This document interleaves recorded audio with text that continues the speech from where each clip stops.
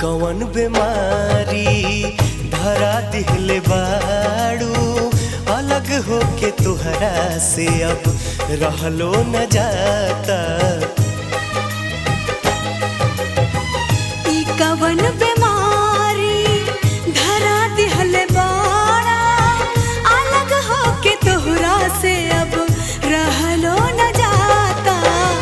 जियल नहीं जाई हमसे विरह जान ले ली, मोहब्बत में मर जाए हम ऐसन